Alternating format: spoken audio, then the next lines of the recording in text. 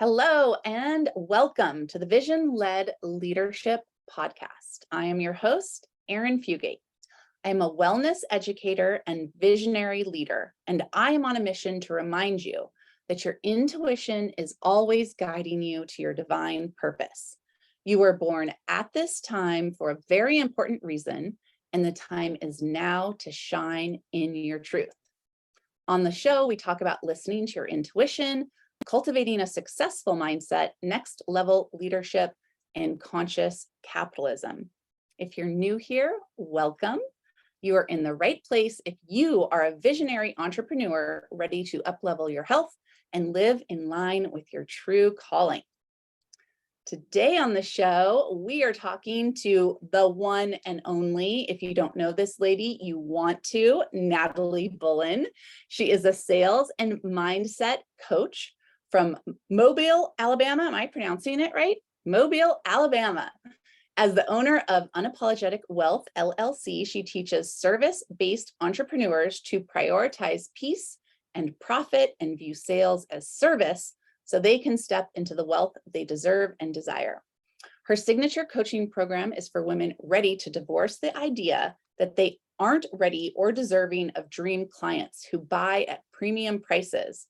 She also leads the Convos Connections Inner Circle, a diverse network of high-earning, ethical entrepreneurs. Hello, Natalie. I'm so excited to talk to you. I want the listeners to know that I am in your inner circle. So I have firsthand experience of all the wisdom that you drop. And in a nutshell, what I feel about you is you have this ability to take people's wealth mindset and not only up level it, but like blow the top off of it, right? Aww. So I'm really excited for my audience to hear what you have to say. I know you're going to drop tons of nuggets, but before we get into that, it's time for icebreakers. Are you ready? Yes, I'm ready. Okay, first one, hype song. And now, I don't know if you ever need this because you always seem high energy to me, but you know, like you have to go on stage, you have to go in the clubhouse, and you just need some inspiration. What song do you put on the radio? I like this question. I think something like if I gotta get hype on stage, something Cardi B, like that Bodak Yellow she had, anything Cardi B, like her voice and her Spanglish and her comedy and her humor. Like if there's ever a personality bigger than mine, it's Cardi B. Oh, she is awesome. Have you seen her interview with David Letterman? No, I'm sure it was hilarious. It's so good. It's so hilarious. And I also love that she shows her highly intellectual side because yes. I bet some people are like, oh, Cardi B is just an ex-stripper talking about, WAP. Yeah, but like, she's not. She's very intelligent. She is so intelligent and she's super into history and she's super into politics and it's a good interview. Definitely go listen to it. I'll check it out. Yeah. All right. So the next question is, you're chilling out, some Netflix, mid-afternoon, and you have a snack attack. What are you going for? What is your favorite snack? I try not to keep snacks in my house because the calories are coming. But in an ideal world, chocolate covered anything, pretzels, potato chips, sunflower seeds. And potato chips together. Why? Yeah, they're delicious. When I go home to Mobile, there's a place that Tanner's Pecans that sells all kind of chocolate covered everything. They sell chocolate covered potato chips. They are fantastic. I know that sounds weird, but chocolate covered crunchy thing. Yeah, no, chocolate and potato chips, absolutely. What's the craziest chocolate covered thing you've had? I had chocolate covered frozen grapes once. That was interesting. That was kind of cool. I was like, I wasn't really expecting that. And I've had mole, which is kind of like chicken in a chocolate sauce, which is better than it sounds. Mm-hmm. Yeah. And chocolate is basically, it's fermented fruit. Yeah. So it's basically sauerkraut. It's good for you. I like that. That's clever. I'm like, it kind of is like You know what? At this point, I feel like life is short. And so I'm just not going to not eat chocolate. True. I 100% agree with that. Okay, so this is taking the conversation in a different direction. If you could have coffee or tea with someone alive or already deceased, who would it be? JayZ. Isn't he amazing? Yeah, 100%. I'm in love with the story. I know it's a polarizing figure, but in real life, if you meet someone, first of all, even if you take race out of it, how many people in all the countries in the world have brought themselves from poverty to billionaire? And a billion is 1,000 millions, and a million is 1,000 thousands. So how many people have brought themselves to billionaire status and 3 other people in their surrounding area? He made Kanye a billionaire, Rihanna a billionaire, and LeBron a billionaire. Say what you want about Oprah and the oil conglomerates and stuff. They usually just make themselves and their family rich. It's usually not everybody in my circle has grown this wealth. I'm enamored by it. He's also my favorite rapper. So I mean, I'm biased, but I would just be so intrigued to hear in the beginning, like, how do you bet on yourself when you live in the projects? I didn't grow up poor and I didn't grow up in the projects, so I don't know what that feels like, but it's hard to bet on myself sometimes now. Like, everyone has that insecurity, and he just doesn't ever seem to have had that. Or if he did, he was able to like laser focus on how he was going to get over it. And, you know, I started middle class. I feel like I've already leapfrogged one hurdle. I would love to have 20 when those people say, would you rather have $1 million or dinner with JayZ? I'm the idiot going dinner with JayZ. Like, because I feel like if I told JayZ that I gave up $1 million with mountain of student loans to meet with him, he'd probably like figure out a way to get it back to me. So I just feel like that would be the better investment. Oh yeah, that's a great one. And how he and Beyonce dealt with infidelity in the public eye. I don't know that I would have been able to do that. That I saw their show 2 years ago in Seattle, and just breathtaking, amazing. I mean, you could feel the pain and the fact that they turned it into art. Yeah, they're an inspiring couple, 100%. Agreed. Okay, so let's dig into how inspiring you are. I want to hear how you started your business. Tell us a little bit about the history of what you're doing now. You know, my business is weird. I don't think it started in a normal way. Maybe, I don't know. I worked in banking, and I was doing financial literacy talks and trainings.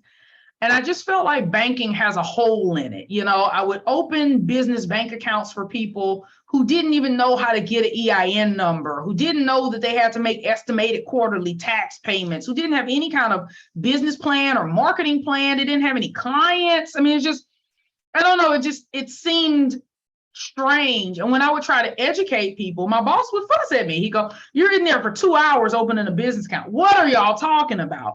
And I'm like, there's so much people don't know. And they're like, well, we sell products here. So once you got them in a credit card, once you got them in a checking account, send them on their way so you can help the next person. Right. And I realized that, you know, banking was very product driven.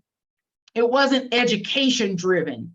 So, you know, we would have people apply for credit card. If they got declined, I would give them credit education. I would give them a booklet, and I would teach them how to pull their credit report. And I would talk to them about why they got declined so that they didn't go all over town applying for 20 more credit cards, hurting their scores. And I realized, you know, maybe banking isn't ever going to be what I want it to be. Like, maybe there's never going to be like a space for me to be able to educate people the way that I think they want. Simultaneously, you know, at least maybe previously, I filed personal bankruptcy, which is very painful for me. I've got a finance degree. I'm one of those people who's meticulous and budgets to the penny. I track right now my personal expenses in a ledger, you know, an old check register. I use one of those, and I have since I was 19. And I did everything right. I mean, I don't say that with hubris. I'm telling you, like, I budgeted to the penny. I never overdrew my account except for one time when there was a FEMA declared emergency in the state. Literally, a FEMA emergency is the only time I've incurred an overdraft fee. I worked 2 jobs. I went to college. I got an MBA. I did everything. You know, I didn't have kids out of wedlock. I didn't do drugs. I didn't do anything wrong. And yet, one bad breakup, one health scare landed me in an attorney's office talking about filing bankruptcy because I didn't have any money. I didn't have a lot of cash reserves. I was following Dave Ramsey, and I had paid all my debt down, you know, as much as I could. I was doing a snowball, and I was working myself on both ends, and I had depleted my savings down to $1,000 because that's what he teaches. And all hell broke loose in my life. And it taught me that, you know, women, especially women of color, are really disadvantaged the way that the standard financial system is set up, right? We're listening to people who have massive wealth tell us to deplete our savings down to $1,000. We're listening to people who don't work 1 job tell us to work 3. It's very hypocritical. It's very Europeanized, very whitewashed. It's very male-centered. It's very, you don't have kids, you don't have menstrual cramps, you just work, and somehow it's gonna work out for you. And I guess I just got sick of it, Aaron. I guess I just decided that, you know, I could do better than this. And if I could prevent one person from filing bankruptcy because they had no cash reserves to fall back on, even though they were literally working 80 hours a week, if I could just save one person, it was worth it. So Unapologetic Wealth was birthed in the pandemic when I lost my second job because Pottery Barn laid us all off. And I started off teaching people what I knew: budgeting, saving, credit. And I had a workshop, a paid workshop, and I tried to get people to come to it. It was going to be about retirement savings for entrepreneurs. And I was geeked. I'm like, yeah, that's so exciting. Everyone's going to come. You know, I marketed, and I was myself. I pitched it. And crickets. I couldn't get one person, I couldn't get one person into his workshop. And I was like, something's wrong. Something's wrong. I'm going to ask people, I'm going to get feedback. You know, hey, you were so interested. Why didn't you register? It was just $49. Why weren't you interested? And I got people come back and say, Natalie, I don't have money to invest. I don't have money to put in an IRA. I don't have money for a CFO. I don't have money for an accountant. And I'm like, what do you mean you don't have money? You're in business for yourself. You pay yourself a salary. Of course you have money. No, I don't pay myself a salary. I don't make enough. And that's when I was like, wow, I'm solving a problem that like hasn't occurred yet. The main problem is they're not making enough money. That's the root here. And why aren't they making enough money? Imposter syndrome and undercharging and not knowing how to sell. And so I pivoted and I moved into solving those problems, and the rest is history. There's so much wisdom in that story, because I know what you're talking about when you think you have something that people are going to want, but maybe you're like a little too futuristic. And then to have that state of mind to go, I'm just going to ask for feedback, because also it can be so scary to get feedback. You actually have to hear why people said no, but then you turned that into something amazing. So now you teach people how to ask for what they're worth and how to get it. Absolutely. It's fun. And so how's that been going? It's so fun. Well, I think, you know, and I get what you mean, and I agree in the charge your worth, like I get it, but I stay away from that verbiage only because some people have low self-worth. So when they charge low, it's because they are charging the worth that, you see what I'm saying? Like, they're like, no, I am charging my worth. I'm like, damn, this is worse than I thought. So I agree, but for that reason, I've changed my semantics a smidge, because I want people to charge more regardless of how they feel about their worth, because that's a deeper problem than I can solve. That's when I call in my handy dandy psychologist referrals. But it's been beautiful because it's freeing to remove yourself from a story you believed your whole life. When I was a child, I believed that all Black people were poor. Alabama is the second poorest state in the country. The poverty line here, I think, is 27,000, and 1/3 of the Black people in this state live below that poverty line. So that's how I grew up. That's what I saw. I saw people making 40K, and that was a lot of money. My mom was a school teacher. My dad was a Vietnam vet, and neither of them made very much money. My mom has 2 master's degrees, one in public health and one in education. She never cracked 40K. She was assistant principal of the school. It was crazy. She did everything right, right? My grandfather, he did we are a family of rule followers. Broke as hell. And I realized, whose rules are these? whose thing is this? And I'm so excited to be able to tell people, I get that you're attached to these rules, but what have they gotten you? 30, 40, 50 years of following these rules. What is your net worth? Could you pay yourself a $10,000 bonus today out of your business bank account without bankrupting your whole business? Can you turn your DMs into an ATM? I can wake up and decide someone's going to say yes to a sale today, and I can make it happen. But that's only because I've had training. What if you've never had sales training? Most people think they suck at sales, but I would argue that most people have just never been trained at sales. I suck at swimming. You know why? Because I've never really learned how to swim. I'm pretty good at almost drowning. I have attempted that twice. So it's a bad narrative for me to tell myself I can't swim, Black people can't swim. That's incorrect. It's more accurate to say I've never had a teacher effectively teach me swimming skills. And I have a panic response that kicks in as soon as I get in the water that makes it damn near impossible for me to use my own buoyancy to stay afloat. What if we all just admitted that we don't suck, we've never been trained, and go from that point instead of diminishing ourselves, right? If I told you I wanted to be a ballerina, but that I'd never taken a ballet class, you wouldn't be shocked that I couldn't get into Juilliard. You go, well, you haven't really done the work to get into Juilliard. You haven't really done the work to get into New York Ballet Co. So why is it that we think sales and mindset and all that's just, I should know better, I should be further ahead? Why? Why should you know better? Who intrinsically is born a sales master? I've never met that person. So I think it's powerful, but it's shocking to me how we train. And men just aren't trained this way. And that's why I focus on women and non-binary persons, because we get societal training that's different than men, and it cripples us from a socioeconomic standpoint. Okay, I'm gonna shut up now. Yeah, well, what I'm hearing through this conversation is we're told sales are bad. Yeah, absolutely. Why would you want to learn a skill that's so shameful and so bad? Yep. And that's the first thing I personally had to get over on my sales journey, is I actually had to stop and go, wait a minute. Have you ever had a sales experience where it was good? And I was like, yeah, the Apple store. You go into the Apple store, those salespeople are so great. They're educating you, they're answering your questions, they're helping you if you don't know something. I was like, that's sales. And so I started to go through all these circumstances. There's this place in LA, and it's like a jeans bar. So have you ever struggled with picking out the perfect pair of jeans? Yes. Okay, so this place, you go in the dressing room.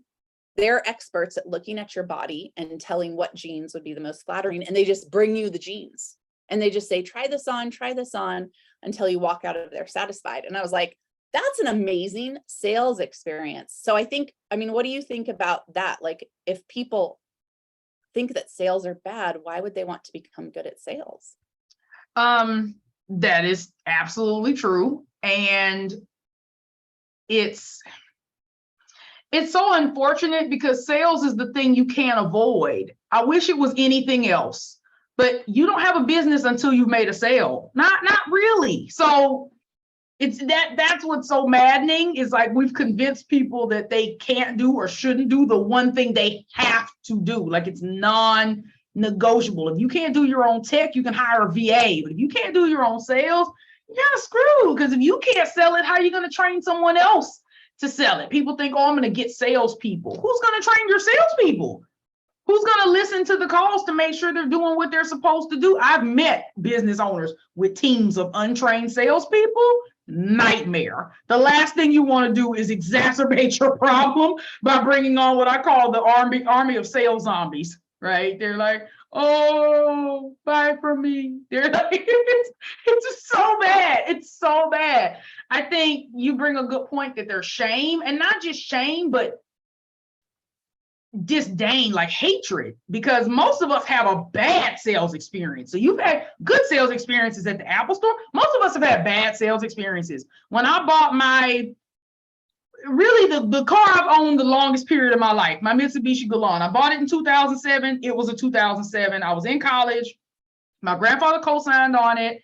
I had wrecked my car, and my co-signer's in Mobile. So I got on a Greyhound bus from Huntsville to Mobile. I had one day to buy the car and drive the car back to Huntsville. Okay. Wrecked it Friday, Greyhound Saturday, driving it back Sunday, class on Monday. So I had a very limited window to buy this car. I get to the dealership and I'm like, hey, I can't play around. I need to buy a car today. Do you have something that meets these parameters? So we go through the whole shuck and jive. He sells me the car. My grandfather co-signs, we sign the paperwork. As we're walking out the door and he's handing me the key, he says, this car only comes with one key. This car burns premium gas, and this car has no floor mats. Enjoy. And he drops the key in my hand and walks away. And all I could think to myself was, I spent 4 hours in this damn dealership. We test drove this car. You purposely omitted these things from me because you wanted to close the sale. And you knew if I, a 19-year-old college student, knew that this stupid thing was a gas guzzler like my damn Cadillac, I never would have bought it. And that's what sales was to me. It was a power struggle. How much could you hide and omit from your client to make the sale? And the greater the distance between what you knew and what they knew, the bigger your commission. And I think that was the biggest hurdle for me, was that sales didn't have to involve omission or lies. I could tell all of the truth and still make money. That was the shift I had to make. Yeah, I mean, in fact, imagine that there is a whole collection of people out there that want what you have. Mm-hmm. They need what you have, and all they have to do is connect the dots. That's how I see sales. Yep. We're helping our already potential customers who have a problem that we can solve, connect the dots. But I don't want to sell something to a person if it won't actually be the thing that solves the problem for them. And I think that's the difference between me either, but most people in sales would argue with you and say, oh no, you make customers. Right? You create always closing. Oh, that's it. So it depends, because I've been in sales environments where it didn't matter the client's needs. They gave me like an item of the day. Here's the thing we're promoting today. This banana. Everybody, you see this banana? This is a banana. Here are the features. Give me the fab. What are the features of the banana? What are the attributes of the banana? What are the benefits of the banana? Tell me your fab. Great. You're going to sell a banana to everyone who calls in today. So it didn't matter if they had a potassium problem. It didn't matter if they were allergic to bananas. It didn't matter if they hated bananas. It didn't matter if their favorite fruit was strawberry. It didn't matter if they didn't have a mouth at all. Everybody got sold a banana. So that's the kind of sales culture a lot of people are accustomed to. So that's why they fear that everyone's not a lead. And I actually teach people, the difference between leads and qualified leads. I don't want everyone to be qualified. I'm not trying to make everyone qualified. Like if you're not qualified, that's okay. That's why you have down sales. That's why you have referral partners. It's just not that big a deal. But you're right. There's lots of sales stigma, really gross bro culture. And unfortunately, a lot of times we've just said, if this is sales, then I don't want to have anything to do with it. But sales is what keeps us in business. It's providing our solution to people. That's it. And so however we feel about it, we have to get to a point where we realize it's safe for me to put my offer out there to the right person. And then it just becomes a matter of having the right offer and selling it to the right person. And those are easier variables to fix than I'm a bad person if I sell you something. But again, we've trained people, even with money mindset, we've told people, hey, stereotype people, really, we said single mom. I sell to single moms. So I don't want to be expensive. I can't be high ticket because I sell to single moms. And I'm like, oh, so all single mothers are poor. You've stereotyped these people. You've harmed them in your narrative, and you've decided on their behalf that they don't deserve your services because of their poverty. right? And you would never say that out loud to people. So I have a system, a quick tip. I tell people to know if you have a bad narrative about a group of people, would you say it to their face on a sales call? And if the answer is no, it's a narrative you need to change. If I wouldn't get on a sales call and say, you know, Aaron, I know that you're kind of in, in the podcast, and I know podcasts don't really make any money. And so I was going to pitch you my $10,000 thing, but I know you really don't qualify. Like, if I wouldn't say it out loud, I say, okay, let me cancel this thought. This is a stereotypical negative limiting story that I have built up about this stranger. And I need to let them decide, like the adult that they are, that they will or will not invest in my offer. Right. Yeah. I mean, I would be offended if somebody decided Me too. Spending my money for me. Yeah. Because out of pity, you pity me. That's what it is. That's why you had an offer that could have helped me and you didn't make it because I couldn't pay for it. What? You've never seen my bank account. You don't know what kind of credit cards I have. You have no data. You have no basis to make this judgment for me. That's how you get sued. I would be livid if someone said that out loud to me, but I see it every day. I serve, the LGBTQ plus community, and they've been marginalized. And so I don't want to, harm them by charging them lots of money. It's like, you harm them by discriminating against them. That's what's harmful to the LGBTQ plus community. Rhetoric and slurs and judgment, stereotype and violence. You're not harming them by selling them stuff. Like, let's not get carried away. I think it's harmful to say that they don't deserve to buy things. You're actually kind of adding to the discrimination by not making an offer based on a protected class. Not to mention that you really shouldn't come out loud and say, because of this protected class, I didn't offer someone something. But that's a story for another day. I just think that's a quick tip for people is be careful what stories you've taught yourself about people, and that you don't let that permeate through your sales process. Yeah, I mean, it's good to want to help people, but there's a difference between you have some wisdom to share and there's value attached to that versus you want to save people from this horrible situation that you've judged as being horrible. It's kind of the stay in your own lane, focus on yourself instead. So if somebody is starting a business for the first time, maybe they're like, oh, I have to be good at sales. And that's a little bit of a shocker to them. What is your best word of advice? They just hung open the open sign and they've got to go sell their product or service. Where would you direct them to go? I would tell them first to detach themselves from any outcome. So you can only take the actions. You can't control the results of those actions. So just like my nutritionist tells me not to judge my success on the scale, but on the number of fruits and vegetables that I eat every day, I would tell them detach yourself from the outcome, the monetary outcome, and focus on the activity.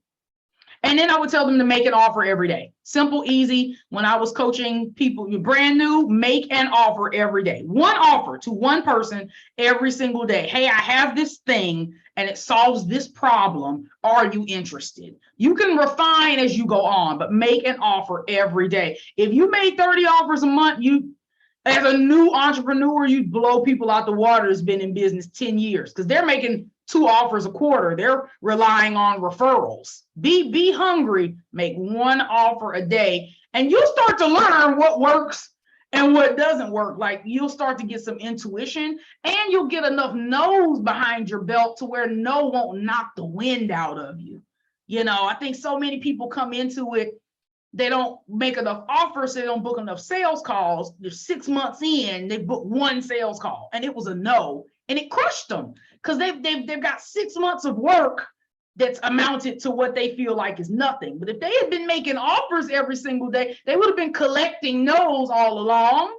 And so by the time they get their 20th no or their 10th yes, it's like, oh, okay, whatever, cool, it's no problem. So make an offer every day. Best advice.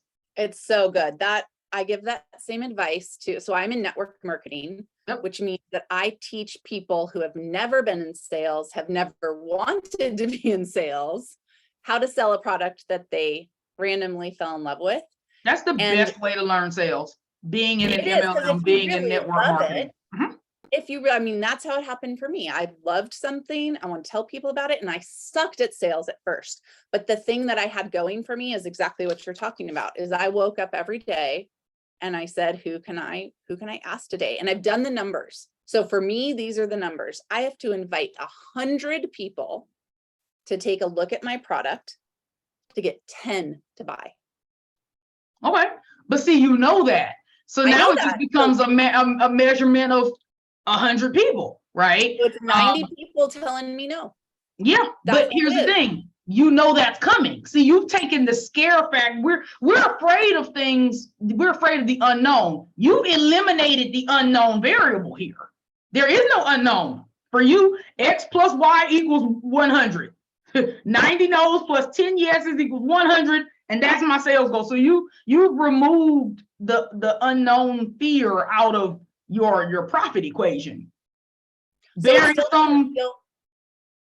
it still doesn't feel good to hear no. So what do you do to like prepare yourself or foster the strength? How do you deal with the no's? I don't take it personally. I know that's very, very difficult, but I don't think people buy me. You're in my membership, not because you like me. I'm not saying you don't like me, but that's not why people give you money every month. At least I hope not. You're giving me money because you're getting value. So as long as I can keep presenting value, I will likely be able to continue to receive payment. Likewise, when I hear a no, there's lots of different things at play. Maybe they have nothing to do with me. Maybe this person just met with their CFO and their CFO told them no more investments this year. Maybe they just had a fight with their husband about their $16,000 credit card bill and they're like, no, it's not worth the fight. I want to have sex tonight. Maybe they're taking a pause in their business and aren't even selling right now because they've got a health challenge. So we have our own hubris. We're so prideful. We think that every yes and every no is us. And that people don't have lives outside of sales calls with us. But that's not real, right? It's ridiculous when you think about it, that everyone would tell you yes. There has to be space for people to have free will. If God can accept that people are going to sin, I can certainly accept that people are going to tell me no on a call. Like, you're right. I think there's also there are lots of things you can do to limit the no. So let's say getting 90 no's was harmful to your psyche. It really pained you to get that ratio. But what if instead of targeting, let's say you sold shampoo because your hair is just gorgeous. You sold shampoo, conditioner, and hairstyling products. What if you only targeted people with waist-length hair? What if you made that one of your criteria? Only people with past the shoulder, elbow length hair at least. I've learned that people with really long, luxurious hair spend a lot of money to maintain. It's a pride thing for them. They know their hair is beautiful. They spend time detangling it from the ends, and they work their way up, and they have special masks, and they don't swim in the summer. They have a whole thing, right? If you started targeting only that person, maybe you'd only have to make 50 offers to get 10 yeses, right? What if you only targeted people in the wealthiest zip code in America? What if you went out to Vegas to a hair expo for celebrities? What if you met Cardi B and you got her to tell all her friends? Maybe you'd only have to make 10 asks to get. So there are things you can do to lessen that number. Is don't cast a wide net. So if the no's piss you off, start figuring out, what if you said, you know what, I made 100 offers January, 100 February, 100 March, 100 April. Through August, you made 800 offers to get 100 yeses. What if you researched the 100 yeses? You put them all in a spreadsheet and you saw what they had in common. And then you started cloning that person. And you only asked those types of people. You could probably get that down to 30 or 40. Yes, and so I think if the no's really bother you, then get proactive about trying to circumvent them, figure out where your yeses are coming from and duplicate that client, get tighter on your marketing and your messaging. I don't mind those, so I make offers to lots of people. It doesn't bother me, but if the no makes you, if it makes you feel a certain way, pre-sell people. By the time folks get on the phone with me, Or by the time people apply for my membership, they're already sold. I don't have to do arm twisting and convincing. They've heard me on hundreds of podcasts. They've followed me on Clubhouse. They've read about me on Facebook. They've secretly messaged some of my clients that I tag and go, hey, what's it really like to work with that? I love it. They've already dug. So like, I don't have to do a lot of I don't get a lot of no's. And so I would tell that person, you know, A, what are you doing to earn the yes? And B, is it worth your time, your investment to refine your process to get less no's? Or are you like me and you would rather make more, like I don't mind making lots of offers. So I think just deciding how much it bothers you and how much time you're willing to invest in trying to circumvent it. Oh, it's so brilliant. And you've made me think. I know we're almost out of time, but I have one more question for you. Yeah. Because you are so good at social media. Thank you. And you just reminded me of a post you did recently where you talk about this. And I want some of your social media tips. Okay. What, like if you just had to teach a workshop on social media in 2 minutes or less, I thought about it. what would teach us? You're so good at it, Natalie. Man, you know, and what's crazy is I'm crappy at it in my mind. Like I could be doing so much better. Okay. Step 1, post every day. Make it a 21-day challenge. I'm not saying every day forever, but like show up, force yourself to show up. It will help you conquer your perfectionism. I would tell people to set a timer. I only give myself maybe 10 minutes to make a post, like 10 minutes. Because otherwise you'll ruminate over it and you'll spend all day and you'll outthink and out-talk yourself. 3, I think you should be your whole self, like all of you. If you curse, curse. If you are, you know, like all of your photos, post a photo every day. I think it's important to remember the client journey. So there's 5 stages in the buying process for people: awareness, intent, consideration, purchase, loyalty. So you have to remember that everyone is not even aware of what you do. So are you going to take your content to bring people through the buying stages, making them aware that they have a problem, and then working them through considering that they're going to solve it, and then working them through the intention of hiring someone, and then convincing them that the someone is you? Like, what is your strategy? I don't use a content calendar at all. They are too cumbersome and complicated for me. They make me feel trapped. But I do have a general guideline that works for most of my clients. Monday is motivation. How can you get people motivated, pumped up? No call to action, just get people motivated. So if you sell shampoo and conditioner, it's, hey y'all, today is wash day. Show me your wash day pics. Just motivation. Tuesday is Tuesday tip. So give people a tip or a trick. Hey, when you detangle your waist length hair, you always want to start at the bottom. You want to use an oil-based conditioner with some slip and a wide tooth comb like this. What's your tip to reduce your shedding in the shower? Wednesday, you always want to have something with lifestyle, pictures of you, the kids, the beach.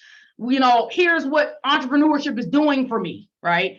Thursday, I love to educate. So how can you give people some education? Here's how to know if you have low porosity hair. Put the hair strand on the water, and if it sinks, it does this, and if it floats, it does that. And then Friday, call to action. Sell your shit on Friday. Friday is payday. That's easy to remember. Make Friday a payday. Get a firm call to action. Here is not a call to action. I just love what I do, and all of my clients love what I do, and if you want to be next, let me know. That sucks. No one knows what that means, okay? Firm call to action. Hey, my name is Erin. I know you've seen me with my glossy, luxurious hair. Let me tell you how I help people with my comb method. C is this, O is this, M is this, B is this. If you are ready to have the most gorgeous, breathtaking, jaw-dropping hair that would make even celebrity stylists whip around and go, damn, Gina, you should DM me the word hair and we'll get you started. That's a real damn call to action, okay? Make it plain. Don't be too mysterious. Just sell your stuff. If you do that Monday through Friday, the rest of this month, you will make more money than you ever made in your business. It's consistency and telling people who you actually are and letting Facebook be a billboard for you. Oh, and get a professional banner for your cover. Like clouds and horses and like your kids, they're really cute, but they don't sell for you, and that's free real estate. Okay, I was silent for a second because I'm taking notes. I'm putting it in the show notes for everybody. Natalie is dropping wisdom bombs. We are going to wrap up, but I want you all to know that she's on Clubhouse. Yes. She has a podcast, all Yeah. the stuff. You can go to unapologeticwealth.com. And do you have a gift for my audience? Yeah, I do. I have a freebie that I'd love for you all to have. It is the 5 pricing practices keeping you from milestone months in your business. The milestone I want you all to hit is 50K. And so if you go down in the show notes, it will give you the link for you to be able to download it. It gives you the 5 pricing practices. So one of them is charging by the hour. And so I talk about, if you've been doing that, how to circumvent it, what kind of verbiage to use to get your clients out of price mode and into value mode. So that's one of the 5. So I would love for you all to download that. You deserve to make lots of money in your business. Wealth is your birthright. It isn't something that you have to beg or cajole or trick people out of. It's actually yours. So I'm excited to help you all claim the money that is already stored up for you. Yes. And one more plug from me for the Inner Circle. Are you accepting new people to the Inner Circle? Okay. So the Inner Circle is a really amazing group of people that we get together and we network. Natalie does incredible Facebook Lives in the group. If you are someone who has a business and you want to network and find referral partners and people that you can just vibe out with on your business, apply to join the Inner Circle because it is so good. I love it. Natalie, it's been such a pleasure. Do you have any last words for us before we close up? No, this has been wonderful. I am appreciative for you to have me. And yeah, I would love to see applications for the Inner Circle because it's only getting better. We're building in new programming. So I'm excited about it. Yes. So to the listeners, if you resonated with something that was shared today, maybe you thought of a person who needs to hear what Natalie has to say, take a screenshot of this podcast, share it with them, and tag us on social media. We can't wait to connect with you. Thank you, everyone, for joining in with the Vision-Led Leadership Podcast. See you next time.